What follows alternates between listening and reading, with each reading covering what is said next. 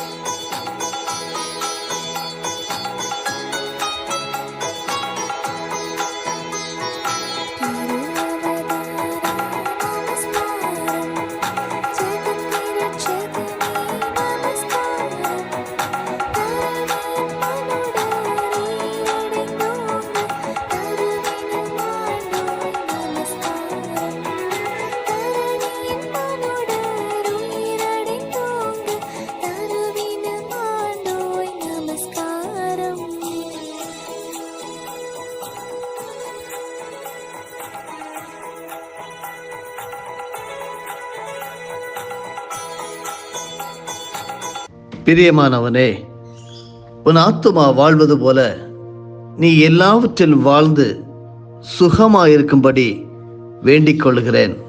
Godwin John ministries தொகுத்து வழங்கும் தினம் ஒரு சத்திய வார்த்தை ஆடியோ நிகழ்ச்சிக்கு உங்களை இயேசுவின் நாமத்தினாலே வரவேற்கிறோம். இந்த நாளுக்குரிய சத்திய வார்த்தையின் தலைப்பு ஆயத்தம் இல்லாதவர்கள். திருமறையின் ஆதார வசனம் மத்தேயு எழுதின சுவிசேஷம் 25வது அதிகாரம் வசனங்கள் 12 மற்றும் 13. அதற்கு இயேசு, உங்களை அறியேன் என்று மெய்யாகவே உங்களுக்கு சொல்லுகிறேன் என்றார். மனுஷகுமாரன் வரும் நாளையாவது நாளிகையாவது நீங்கள் அறியாதிருக்கிறபடியால் விழித்திருங்கள். ஆயத்தம் இல்லாதவர்கள். போதகர் ஒருவர் ஆலயத்தில் கிறிஸ்துவின் வருகை பற்றி பாடலையும் பிரசங்கத்தையும் பண்ணிக்கொண்டிருந்தார். கூட்டத்தின் மத்தியில் போதகர், இப்பொழுது இயேசு கிறிஸ்து வந்தால் யாரெல்லாம் அவரோடு போக ஆயத்தமாய் இருக்கிறீர்கள் என கேட்டார். அப்பொழுது ஆலயத்தில் இருந்த அனைவரும் கைகளை உயர்த்தி, நாங்கள் எல்லாரும் ஆண்டவருடைய வருகைக்கு ஆயத்தமாய் இருக்கிறோம் என்றார்கள். திடீரென போதகர் கோபுரத்தில் முன்னதாக ஏற்பாடு செய்து வைத்திருந்த ஆட்கள் எக்காலத்தை சத்தமாக வாசிக்க தங்கள் கைகளை உயர்த்தியவர்கள் இயேசு வந்துவிட்டார் என பயந்து ஆலயத்தை விட்டு வெகு வேகமாக ஓட ஆரம்பித்தார்களாம். இவர்கள் ஆயத்தம் இல்லாதவர்களுக்கு அடையாளம். மணவாளனுக்கு எதிர்கொண்டு போக ஆயத்தமாக இருந்த 5 கன்னிகைகள் ஆயத்தத்திற்கு அடையாளமாய் நின்றார்கள். வரவேற்க வந்தவர்கள் நெடுநேரம் தீவெட்டிகளோடு காத்திருந்தவர்கள், ஆவலோடு எதிர்பார்த்தவர்கள், அன்பும் ஆர்வமும் உடையவர்கள். ஆனால் மணவாளன் வந்தபின் உங்களை அறியேன் என பதில் வந்தது காரணம் என்ன? இவர்கள் செய்த தவறு என்ன? எரிகின்ற தீவெட்டியுடன் எதிர்கொண்டு போகாதான் காரணம். மணவாளன் வருகையை அலட்சியம் செய்து அஜாக்கிரதையாக செயல்பட்டனர். அருமையானவர்களே, ஆண்டவரை ஏற்றுக்கொள்ள ஆயத்தமில்லாதவர்கள் மலைகளை நோக்கி எங்கள் மேல் விழுங்கள் என்றும் குன்றுகளை நோக்கி எங்களை மறைத்துக் கொள்ளுங்கள் என்றும் சொல்ல தொடங்குவார்கள். உங்களுடைய நிலை என்ன? உன் தேவனை சந்திக்க ஆயத்தமாக. ஆயத்தம் உள்ளவர்கள் எப்படி இருக்கிறார்கள் என்று மத்தேயு 25வது அதிகாரம் வசனங்கள் 10 முதல் 12 வரையிலும் படிக்க முடிகிறது.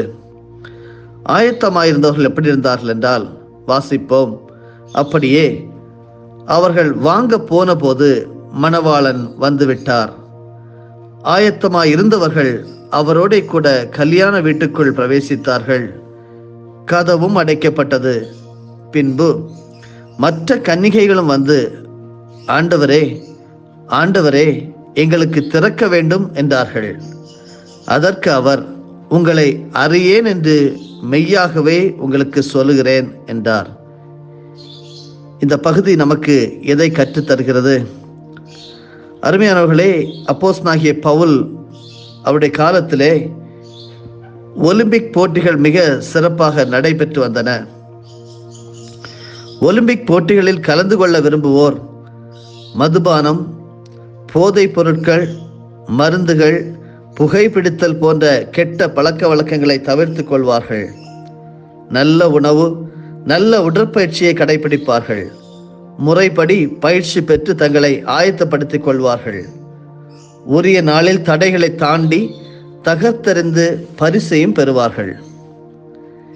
இந்த நாம் வாசிக்க கேட்ட மத்தேயு 25வது அதிகாரம் வசனங்கள் 10 முதல் 12 வரையிலும் இயேசு காட்டுகின்ற புத்தியுள்ள கன்னிகைகள் 5 பேர்.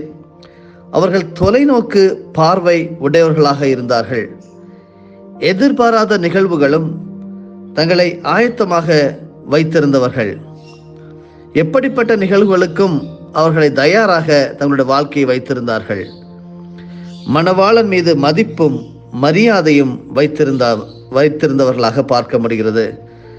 பயபக்தியோடு மணவாளன் வருகையை எதிர்பார்த்திருந்தவர்களாக பார்க்க முடிகிறது. எப்போதும் தயார் நிலையில் என்ற நிலையில் ஞானமாய் மணவாளனுக்கு எதிர்கொண்டு போக ஆயத்தமாக இருந்தவர்கள் என்று பார்க்கிறோம். ஆயத்தத்தோடு எரிகின்ற தீவெட்டிகளோடு எதிர்கொண்டு போனவர்களை வாருங்கள் என அழைத்து கல்யாண வீட்டிற்குள் பிரவேசிக்க வைத்தார். கேட்டுக்கொண்டிருக்கின்ற அருமையான தேவனுடைய ஜனங்களே, ஆயத்தமாய் இருந்தவர்கள் என்கிற இந்த பட்டியலிலே உங்களுடைய பெயரும் என்னுடைய பெயரும் இருக்க வேண்டும். உன் தேவனை சந்திக்கும்படி ஆயத்தப்படு, இதோ சீக்கிரமாய் வருகிறேன் என ஆண்டவர் சொன்னபோது சீடனாகிய யோவான் அப்படியே ஆகக்கடவது, கர்த்தராகிய இயேசுவே வாரும், நான் தயாராக இருக்கிறேன் என்றார். வருகிறேன் என சொல்லும்போது யோவானை போல வாருங்கள் என அன்போடு கூறுகிறவர்களாக நீங்களும் நானும் இருக்கிறோமா? அவரை சந்திப்பதற்கு ஆயத்தமாக இருப்போம். அருமையானவர்களே, நீ ஆயத்தமாயிரு. லூக்கா 12வது அதிகாரம் வசனம் 39, 40 இப்படி சொல்லுகிறது. திருடன் இன்ன நேரத்தில் வருவான் என்று வீட்டெஜமானுக்கு தெரிந்திருந்தால் அவன் விழித்திருந்து தன் வீட்டை கன்னமிட ஒட்டான் என்று அறிந்திருக்கிறீர்கள். அந்தபடியே நீங்கள் நினையாத நேரத்தில் மனுஷகுமாரன் வருவார். ஆகையால் நீங்களும் ஆயத்தமாயிருங்கள் என்றார். மக்களில் அநேகர் தங்கள் வாழ்க்கையில் எதையுமே அற்பமாகவும் அசட்டையாகவும் எண்ணுகிறார்கள். மக்கள் எச்சரிப்பின் சத்தத்திற்கு செவி சாய்ப்பதில்லை. அப்படி செவி கொடுக்காத மக்கள் ஆபத்துகள், அழிவுகள், எதிர்பாராத விபத்துகளில் மாட்டிக்கொண்டு தவிக்கிறார்கள். ஒரு சம்பவம் ஜப்பான் தேசத்திலே நடந்த சம்பவம் என்னவென்றால், அந்த தேசத்தில் உள்ள ஹிரோஷிமாவில் 1945ஆம் ஆண்டு ஆகஸ்ட் 6ஆம் தேதி ஒரு அந்நிய விமானம் அந்த தேசத்திற்கு மேலே பறந்தது. உடனே அபாய சங்குகள் ஊத ஆரம்பித்தன. ஆனால் மக்கள் எந்த ஒரு சலனமும் இன்றி சாதாரணமாகவே இருந்தனர். அந்த விமானம் திடீரென கீழே பறந்து வந்து 43 வினாடிகளுக்குள் பெரிய அணுகுண்டு ஒன்றை வீசியது. 1000 சூரியன் சேர்ந்தால் எவ்வளவு உஷ்ணம் இருக்குமோ அந்த அளவு வெப்பம் வீசியது. ஒரே வினாடியில் லட்சக்கணக்கானோர் சாம்பலாயினர். பல மைல்களுக்கு அப்பாலிருந்து பார்த்தவர்களின் கண்கள் அப்படியே வெந்து முகங்கள் கருகி போகிற என்று நாம் வரலாறுலே படிக்கிறோம். 40,000 அடி உயரத்திற்கு புகையும் புழுதியும் எழுந்தன. இது எத்தனை கோர சம்பவம்! இன்று ஜப்பான் தொழில்நுட்பத்தில் முன்னோடியாக விளங்குகிறது.